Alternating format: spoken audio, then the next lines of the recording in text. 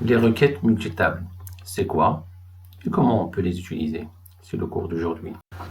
Alors, c'est quoi les requêtes multitables? Les requêtes multitables, ce sont des requêtes qui utilisent deux ou plusieurs tables. On peut créer ce type de requête avec les 4 commandes SQL insert, delete, update et set. La commande select est la commande la plus utilisée pour ce type de requête. Il est utilisé pour extraire des données à partir d'au moins 2 tables. Pour créer des requêtes select multitables, on utilise 2 techniques, les sous-requêtes et les jointures. Ce sont ces 2 techniques qu'on va détailler dans le reste de ce cours. Mais avant, permettez-moi de vous présenter la base de données sur laquelle vont se baser tous les exemples de ce cours. Cette base de données est composée de 2 tables. Une table client qui contient 3 champs, ID, nom et ville, et une table commande qui contient numéro de commande, ID client et date. Les 2 tables sont liées par l'ID client qui joue le rôle de clé primaire dans la table client et de clé étrangère dans la table commande.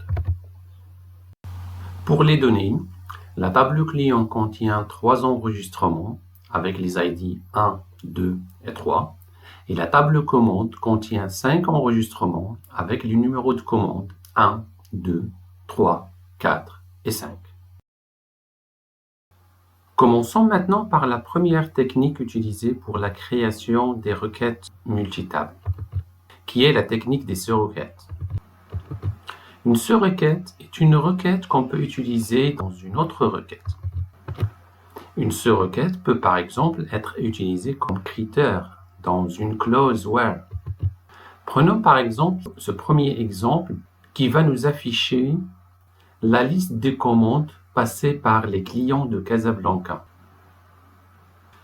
Pour réaliser cette requête, on va aller chercher la liste des commandes dans la table commande.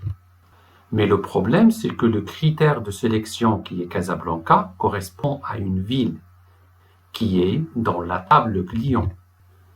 Donc, on ne peut pas utiliser une seule table. Pour réaliser cette requête, on va aller d'abord chercher la liste des ID clients de Casablanca à partir de la table client et après utiliser ce critère dans la clause where de la requête principale qui cherche la liste des commandes à partir de la table commande. Dans ce premier exemple, on a utilisé égal parce qu'on sait qu'on a un seul client de Casablanca, mais normalement, il faut utiliser l'opérateur in parce qu'on ne sait pas combien de clients de Casablanca on a dans la table client.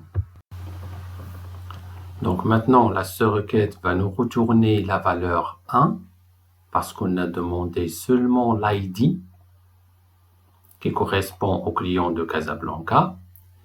Et notre requête globale devient alors équivalente à écrire select étoile from command where ID client in 1, ce qui va nous retourner la liste des commandes passées par les clients, dans ce cas un seul client qui est de Casablanca. Dans ce deuxième exemple, on cherche la liste des clients qui ont passé des commandes avant le 21 mars 2020. De la même façon, on a la liste des clients qu'on peut avoir à partir de la table client. Cependant, on a le critère de recherche qui est la date de commande dans la table commande. Donc, en suivant la même approche, on peut commencer par chercher les ID clients de la table commande qui ont passé des commandes avant le 21 mars 2020. Comme ça, on aura les ID de tous ces clients-là. Ces ID, on peut ensuite les utiliser dans la clause where pour ensuite chercher la liste des clients à partir de la table client qui correspondent à ce critère-là.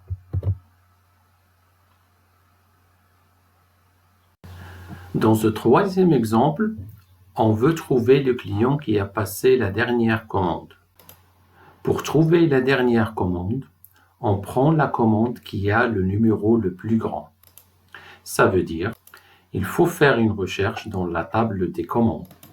Une fois on a trouvé cette commande, on prend l'ID du client qui l'a passé et on l'utilise comme critère pour trouver les autres informations à partir de la table client.